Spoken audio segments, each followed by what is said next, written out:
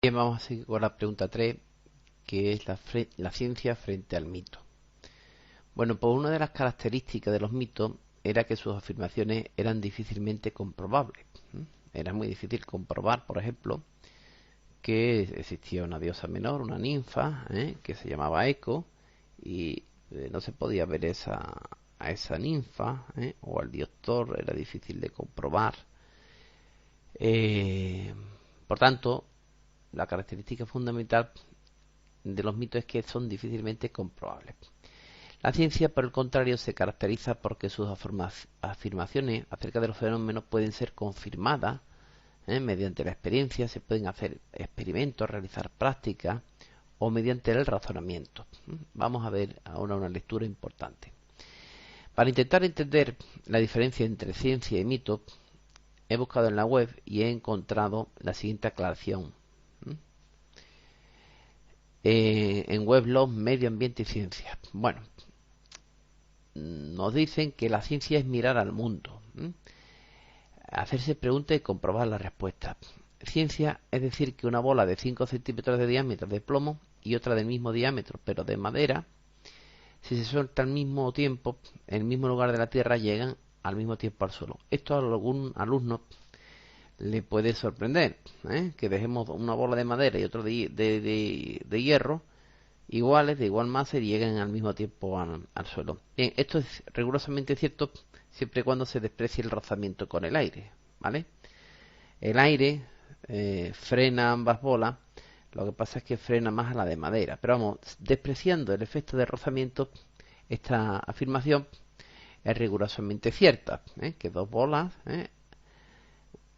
una de 5 centímetros de hierro y otra o de plomo y otra de madera, pues si se dejan caer llegan al mismo tiempo al suelo, siempre y cuando, como hemos dicho, no existiera fuerza de rozamiento por el aire. Bien, entonces este es un ejemplo de ciencia, ya lo vio Galileo y lo determinó Galileo y luego se ha comprobado haciendo el vacío en muchos sitios, y cómo efectivamente esto es así. Vamos a ver ahora un vídeo que ilustra la caída de una moneda y un trozo de tela en el vacío, donde se ha hecho el vacío, ¿de acuerdo? En este tubo se ha hecho el vacío. Vamos a ver ahora cómo caen ambas monedas y cómo esto ya lo predijo Galileo en su momento.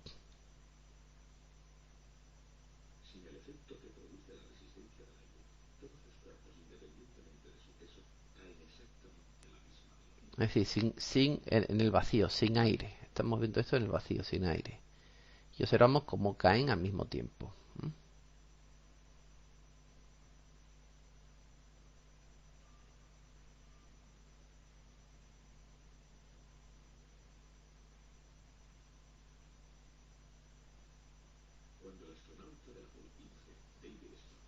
Esto se hizo también en la Luna, donde no hay atmósfera. Se realizó este experimento.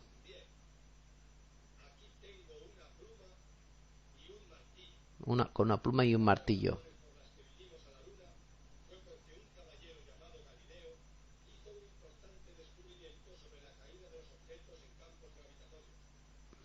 ¿Eh?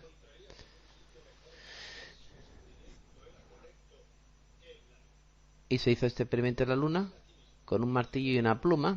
Y en la Luna recordemos que no hay. Vemos como los dos caen a la misma. Galileo llevaba razón. Bien, pues siguiendo con nuestro tema, ya hemos visto que esto es ciencia, ¿vale? Como caen al mismo y hemos visto incluso experimentos en la Luna. Y sin embargo no es ciencia decir que tras la muerte vamos al cielo.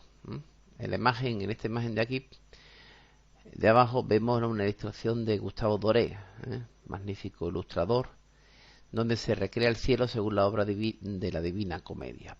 O al infierno, si nos hemos portado bien, o al nirvana, o nos reencarnamos en un perro. Bien, lo primero se puede comprobar, lo hemos hecho, lo hemos comprobado con una bomba de vacío, lo hemos comprobado en la Luna, se han mandado astronautas a la Luna y han hecho ese experimento. Y lo segundo, no lo ha logrado confirmar ni rechazar nadie. Bueno, esto es muy importante, No lo ha logrado confirmar ni rechazar nadie. Es verdad que no se ha conseguido confirmar, pero también es verdad que no se ha conseguido demostrar su falsedad, con lo cual tan lícito es creer como no creer, es tener fe como no tenerla. Eso corresponde a la libertad de las personas y cada persona pues debe tener la libertad de creer, de tener su religión, de creer o no creer, ¿eh? Porque eso entra ya dentro de la fe. ¿Y qué es la fe? Pues la fe es una virtud sobrenatural por la que creemos firmemente lo que Dios ha revelado a las personas que tienen bien, que tienen fe, y en la Iglesia, en nuestra cultura. Hay otra fe para otras religiones, y entonces lo que sí es importante es respetar las creencias de cada cual, y, y, y recordar que no se ha podido confirmar, pero tampoco se ha podido rechazar, es decir, que no debemos descartarlo y debemos ser respetuosos con las ideas religiosas de cada persona. Aquí tenemos la ilustración de Gustavo Doré sobre que hizo para la Divina Comedia. Bien, y para saber más vamos a ver las explicaciones a los mitos. Los mitos tienen un fundamento, que es la necesidad de explicar algo que preocupa al ser humano. Por eso la ciencia no los desprecia, no desprecia los mitos existentes, sino que trata de darle otra explicación, una que sea comprobable. Vamos a aprender un poquito más aplicando esta idea en un caso concreto.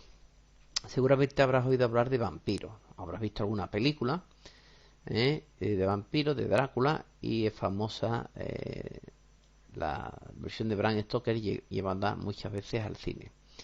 Los vampiros se supone que eran criaturas míticas que se alimentaban de sangre para seguir viviendo. Estaban pálidos, no podían darle la luz, poseían dientes y uñas alargados, etcétera, etcétera. Y en algunas culturas podían transformarse en animales como murciélagos y podían volar. ¿Qué pueden decir de esto los científicos? Bueno, pues que hay muchas enfermedades que pueden cuadrar, que se encajan con estos síntomas descritos para los vampiros. Por ejemplo, la peste. La peste hacía enterrar a personas sin comprobar si estaban realmente muertas, por lo que había veces que estas personas se levantaban y empezaban a andar, pero era que no habían fallecido. Además, algunas víctimas presentaban una enorme palidez debido a la anemia.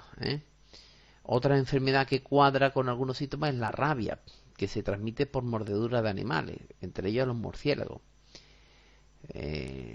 Rabia o hidrofobia, presenta una característica como rechazo al agua, con producción de espumarajos, espasmos musculares, etcétera, etcétera. Es más, incluso personas que han muerto por tuberculosis se ponían tremendamente pálidas, y luego cuando se les clavaba una estaca, pues veías que expulsaban sangre, es decir, y parecía como que se movían, ¿no? Es decir, que siempre en los mitos hay algo, el ser humano ha buscado una explicación a algo que no ha sido capaz de explicar, y la ciencia precisamente lo que procura es buscar una explicación racional, usando sus métodos, el método científico, a toda esta serie de acontecimientos un tanto inexplicables, ¿no? Bien, vamos a leer una curiosidad más, y es la siguiente. Dice: un día del verano de 2001 comenzaron a caer en Kerala, India, una serie de chubascos de gotas coloreadas. La gente los cogió en cubos. En algunos casos llegaba a ser de color rojo sangre, manchaba su ropa y marchitaba las hojas de los árboles. Y continuó lloviendo en rojo, con manchones. Ahora sí, ahora no, a rato, durante los siguientes 2 meses. La primera explicación que se le vino a la mente era que la coloración se debía a la arena que había sido transportada por los vientos que soplaban en Arabia. Por otra parte, parecían realmente células biológicas con paredes espesas y estructura interna. ¿Cómo era esto posible? Pues quizás, usando un mito, podríamos decir que llovió sangre. Si quieres saber cómo lo explica la ciencia, clic aquí. Vamos a pinchar. A ver qué explicación le da la ciencia a este fenómeno curioso que ocurrió. La lluvia roja en Kerala. Bueno, pues aquí nos están explicando que caían chubascos, gotas coloreadas, la gente, lo de los cubos, ¿eh? Y un estudio realizado por el gobierno de la India concluyó que las partículas rojas eran células de algas que de algún modo habían sido lanzadas al aire y depositadas más tarde en la lluvia. Cabe mencionar que esta teoría sigue manteniéndose como la corriente principal, células o esporas de alguna alga u hongo que se vio absorbida por la atmósfera, ¿vale? Y bueno, es posible que a lo mejor algún fenómeno meteorológico como una tormenta, un huracán, el monzón, o por evaporación o alguna combinación de todo esto, estas células pasaran a la atmósfera y luego cayeran en forma de lluvia con este color rojo. Bueno, pues esto que es una posible explicación que intenta dar la ciencia a fenómenos que necesitan ser explicados, ¿de acuerdo? A fenómenos que necesitan ser explicados. Bueno, vamos a hacer una autoevaluación. Y diga si las siguientes afirmaciones son verdaderas o falsas. Los mitos no tienen fundamento en la realidad. Bueno, pues los mitos buscan siempre un fundamento, buscan explicar algo de la realidad, ¿vale? Y un hecho explicado por la ciencia podrá comprobarse. Pues, hombre, esa es la virtud fundamental de la ciencia, que busca experimentos que sean fácilmente comprobables, ¿eh? Entonces, pinchamos aquí en falso. Es decir, los mitos tienen unos fundamentos reales. Lo que es imaginario es la respuesta que se dan. Y un hecho explicado por la ciencia podrá comprobarse. Debe ser comprobable, ¿eh? Precisamente esta es la característica más importante de la explicación científica. Es decir, que sus explicaciones se deben poder comprobar, ¿eh? Su veracidad o su falsedad. ¿De acuerdo? Bueno, pues vamos a pasar a la siguiente pregunta, que es intentando. Aquí el título es explicando el mundo, pero yo más bien diría intentando explicar el mundo. No sería tan ambicioso.